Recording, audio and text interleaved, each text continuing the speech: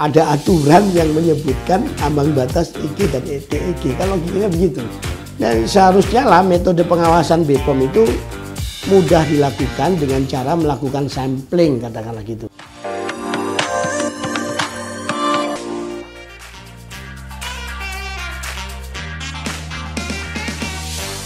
Hai guys, apa kabar? G24.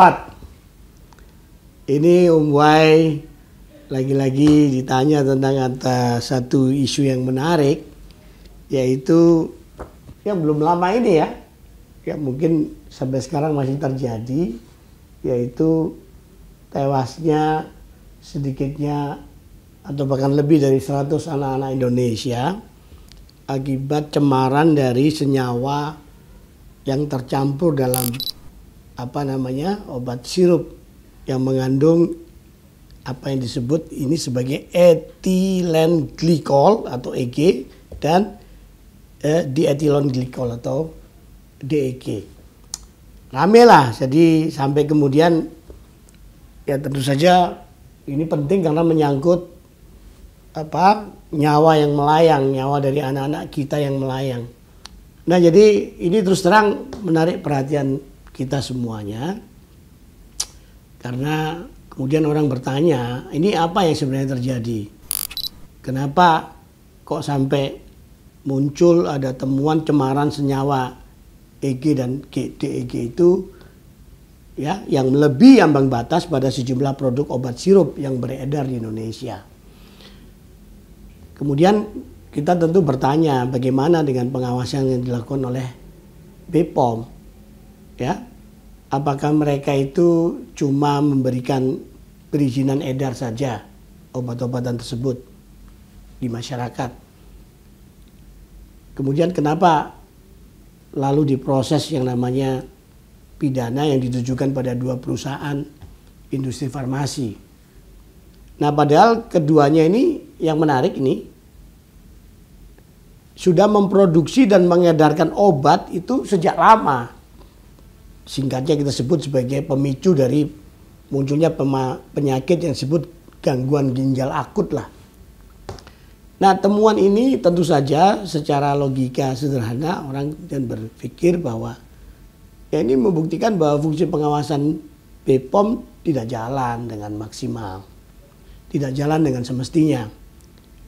Lalu apa yang dikerjakan? Bukankah mereka sudah memberikan izin edar terhadap 2 produksi sirup tadi, obat-obat sirup tadi?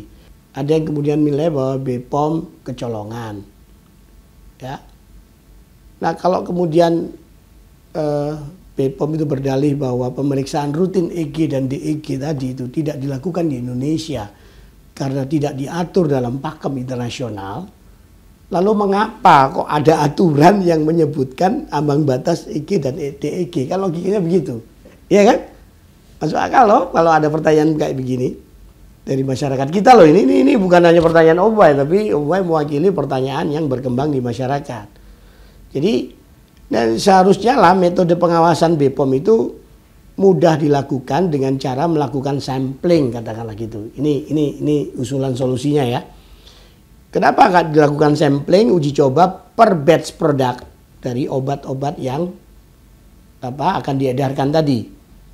Jadi dengan kata lain menurut Om Wai ini akan lebih jauh lebih bijaksana kalau kita mengakui saja bahwa selama ini kita ini kurang lah melakukan pengawasan. Jadi pengawasan itu harus ditingkatkan, tidak boleh ada kelalaian lagi, ya. Dan jangan bikin kesalahan menembak kesalahannya kepada orang lain, buang badan begitu, janganlah. Ini bukan merupakan pemeriksaan BPOM, tapi mereka bilang ini adalah pemeriksaan yang harusnya dilakukan oleh Kementerian Perdagangan. Loh, kok aneh, ya kan? Jadi ya seharusnya ini dalam logika umum ya, termasuk pendapat Om Wai ini, kalau sudah menjadi produk farmasi ya maka BPOM yang seharusnya bertanggung jawab. Dan bertanggung jawabnya bukan ketika ada permasalahan saja. Jadi yang namanya pengawasan itu harus monitoringnya harus berlangsung terus-menerus setiap tahun. Jadi ada mekanisme yang sebenarnya lagi macet di sini, tidak berjalan gitulah. Ya wajar kalau kemudian perusahaan-perusahaan farmasi yang kena jerat pidana tadi itu protes, ya. Ya biarlah itu berjalan melalui proses hukum yang adil ya. Atau mereka pasti punya tim legal. Jadi BPOM juga harus siap kalau ada nanti berperkara di pengadilan. Barreskrim Polri kan juga mengumumkan bahwa 2 korporasi itu diduga melakukan tindak pidana terkait kasus GAPA yang mayoritas menyerang anak usia muda, anak-anak usia muda di Indonesia. Ya, kedua perusahaan itu menggunakan EG dan DEG yang melebihi ambang batas dalam produksi obat sirup. Jadi BPOM menyebut kedua industri farmasi itu memperdagangkan barang yang tidak memenuhi atau tidak sesuai dengan standar peraturan perundangan sebagaimana pasal 62 ayat 1 dan Undang-Undang RI nomor 8 tentang perlindungan konsumen. Ya bagus juga, ini artinya BPOM ini semangatnya adalah melindungi konsumen dan mencari siapa biang kerok yang menyebabkan kematian dari anak-anak kita yang jumlahnya lebih dari 100 orang itu, 100 jiwa, itu jiwa melayang, ini bukan main-main. Tapi lebih dari itu secara moral juga harusnya pihak yang bertugas atau wajib mengawasi dalam BPOM itu juga tidak bisa lepas tangan begitu saja.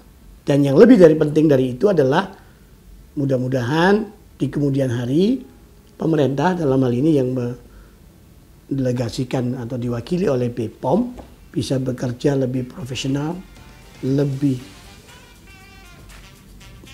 serius lagi dalam melakukan mitigasi risiko-risiko tadi dan melakukan pengawasan sebagaimana mestinya.